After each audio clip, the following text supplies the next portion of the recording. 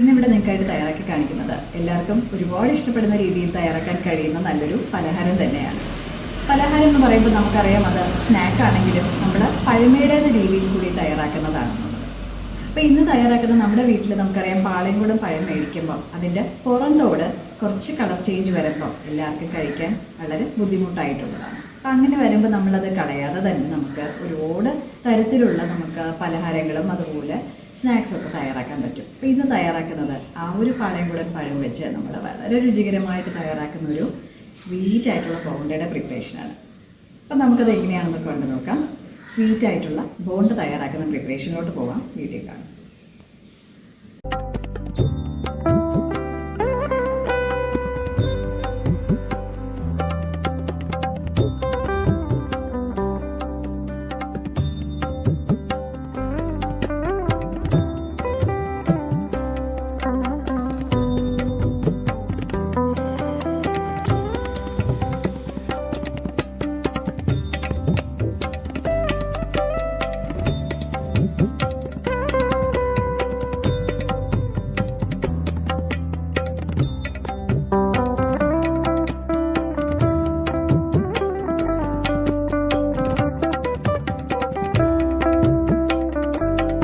നമ്മളിവിടെ sweet bond തയ്യാറാക്കുന്നതിന് ആദ്യം തന്നെ നമുക്ക് കുറച്ച് തേങ്ങാക്കൊത്തും അതുപോലെ തന്നെ നട്ട്സും ഒന്ന് റോസ്റ്റ് ചെയ്ത് വെക്കാം. നമുക്ക് നട്ട്സിന് പകരം വേണമെങ്കിൽ പീനട്ടും യൂസ് ചെയ്യാം. അപ്പം ഞാനിപ്പോൾ നട്ട്സാണ് യൂസ് ചെയ്യണത്. അപ്പോൾ അതിൻ്റെ അളവ് നിങ്ങളുടെ താല്പര്യം അനുസരിച്ച്. അപ്പോൾ അതിലേക്ക് ഞാൻ ചെറിയ ഒരു തവയിലോട്ട് 1 ടേബിൾ സ്പൂൺ ഗീ ചേർത്ത് കൊടുത്തിരിക്കുകയാണ്.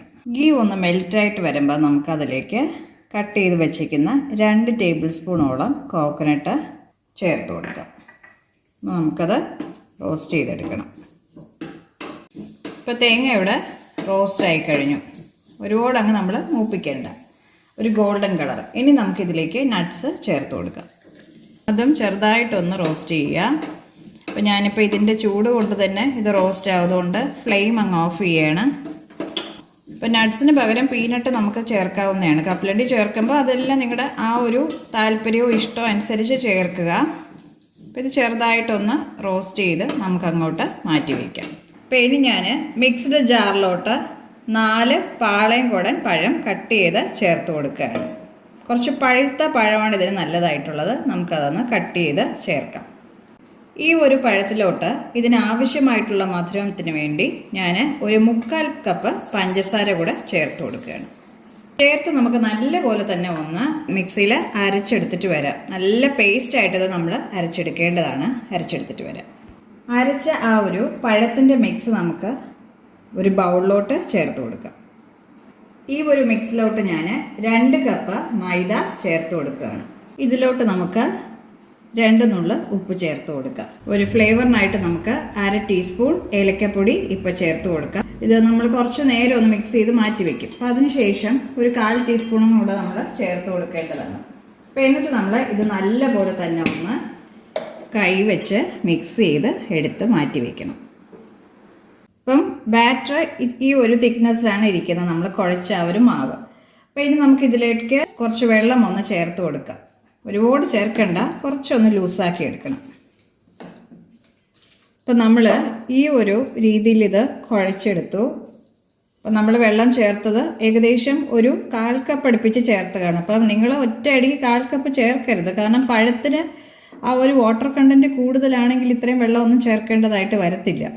അപ്പം ദാ ഈ ഒരു സ്റ്റേജിൽ നമ്മൾ ഇനി ഇത് കുറച്ചായിട്ട് എടുത്ത് ഫ്രൈ ചെയ്തെടുക്കുകയാണ് ചെയ്യണത്. അപ്പം നമുക്ക് ഇത് ഒന്ന് കുറച്ച് നേരത്തേക്ക് ഒന്ന് റെസ്റ്റ് ചെയ്യാനായിട്ട് വെക്കാം. ഒരു 3 മണിക്കൂർ നമുക്ക് റെസ്റ്റ് ചെയ്യാനായിട്ട് വെക്കാം. ഇപ്പോൾ ഒരു 2 മണിക്കൂർ കഴിഞ്ഞു. അപ്പോൾ നമ്മൾ ടോട്ടൽ 3 മണിക്കൂറാണ് വെക്കേണ്ടത്. അപ്പം ഈ 2 മണിക്കൂർ ആകുമ്പോൾ നമ്മൾ ഇതിലേക്ക് കുറച്ച് ബേക്കിംഗ് സോഡ ചേർത്ത് കൊടുക്കുകയാണ്. ഒരു 2 നുള്ള്, 1/4 ടീസ്പൂണിൽ കൂടിക്കൂടെ. എന്നിട്ട് ഒന്നുകൂടെ നമുക്ക് അതൊന്ന് മിക്സ് ചെയ്ത് വെക്കാം.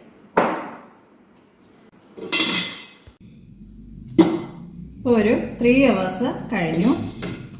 നമുക്ക് ഇനി നമ്മൾ നേരത്തെ റോസ്റ്റ് ചെയ്ത് വെച്ചിരിക്കുന്ന നട്ട്സും അതുപോലെ തന്നെ കോക്കനട്ട് എല്ലാം ഇതിലോട്ട് ചേർത്ത് കൊടുക്കാം. ഇതിലോട്ട് നമുക്കൊരു 1/4 ടീസ്പൂൺ ഏലക്കപ്പൊടി കൂടെ ചേർത്ത് കൊടുക്കാം. ഇനി നമ്മൾ നല്ലപോലെ തന്നെ ഇതൊന്ന് മിക്സ് ചെയ്തെടുക്കണം. ഈ സമയം ഓയിൽ ചൂടാകാനായിട്ട് വെക്കേണ്ടതാണ്. അപ്പം ഓയിൽ ചൂടായി കഴിഞ്ഞു. അപ്പോൾ ഇനി നമ്മൾ ഈ ബാറ്ററിലോട്ട് നമ്മൾ അതിൽ ഓരോ ബോൾസ് ആയിട്ട് എടുക്കണം. അപ്പോൾ അതിനു മുമ്പ് നമ്മൾ ചെറുതായിട്ട് കൈ ഒന്ന് വെള്ളത്തിൽ മുക്കിയതിന് ശേഷമാണ് ഇതിലൊന്ന് ഓരോ ഉരുളയായിട്ട് നമ്മൾ എടുക്കേണ്ടത്. അപ്പോൾ നമ്മൾ ഉരുട്ടിയിട്ട് ഇതിലോട്ടിട്ട് കൊടുക്കുക.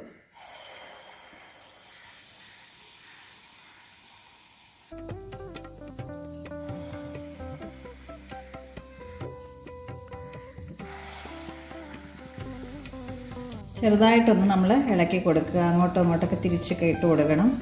ഫ്ലെയിം കുറച്ച് വെച്ച് കൊടുക്കണം. അല്ലാന്നുണ്ടെങ്കിൽ പുറം കരിഞ്ഞിട്ട് അകം വേവത്തില്ല. അപ്പം അതുകൊണ്ട് നമ്മൾ ഫ്ലെയിം ഒന്ന് കുറച്ച് വെച്ച് കൊടുക്കണം.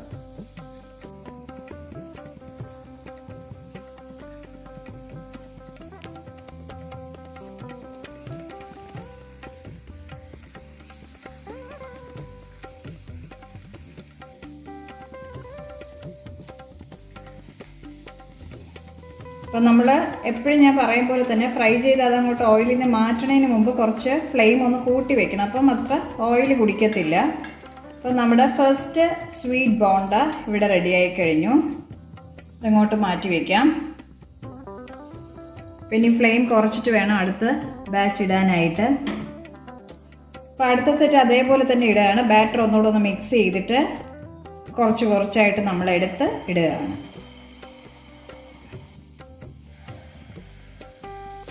അപ്പോൾ നമ്മുടെ ലാസ്റ്റ് ബാച്ച് സ്വീറ്റ് ബോണ്ടയും ഇവിടെ റെഡിയായി കഴിഞ്ഞു. നമുക്കത് അങ്ങോട്ട് ഓയിലിൽ നിന്ന് മാറ്റാം.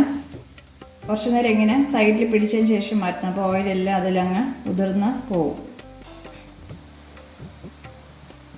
ഇപ്പോൾ നമ്മുടെ സ്വീറ്റ് ബോണ്ട ഇവിടെ റെഡിയായി കഴിഞ്ഞു. പാളയംകുടം പഴം കിട്ടപ്പം എല്ലാവരും ഇതുപോലൊന്ന് ട്രൈ ചെയ്ത് നോക്കുക.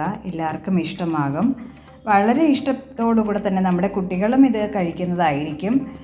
നമുക്കറിയാം, വീട്ടിൽ പഴം മേടിക്കുമ്പോൾ എപ്പോഴും പഴം വന്നിട്ട് കുറച്ച് ഡാർക്കായി കഴിഞ്ഞാൽ അതിൻ്റെ തൊലി ഒന്ന് ബ്ലാക്കായി കഴിഞ്ഞാൽ എല്ലാവരും, നമ്മൾ ഉൾപ്പെടെയുള്ള ആളുകൾക്ക് കഴിക്കാൻ ഇച്ചിരി മടിയായിരിക്കും. അപ്പോൾ കുട്ടികളുടെ കാര്യം പറയേണ്ടതില്ലല്ലോ. അപ്പോൾ അങ്ങനെയുള്ള സമയങ്ങൾക്കെല്ലാം നമ്മൾ ഇതുപോലെ തയ്യാറാക്കി കൊടുത്താൽ അത് വേസ്റ്റ് ആവത്തുമില്ല, ഹെൽത്തി ആയിട്ടുള്ളതാണ്. അപ്പോൾ നമുക്കിതേപോലെ എല്ലാവരും ട്രൈ ചെയ്യാൻ ശ്രമിക്കുക. സ്വീറ്റ് ബോണ്ട കുട്ടികൾക്ക് ഏറെ ഇഷ്ടമാവുന്നത് തന്നെയാണ്.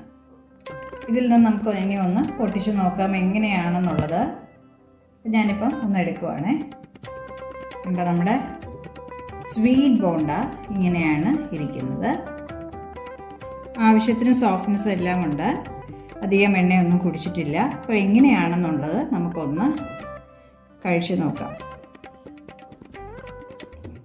നട്ട്സും എല്ലാം അതിൽ അകത്ത് നല്ലപോലെ തന്നെ വന്നിട്ടുണ്ട്.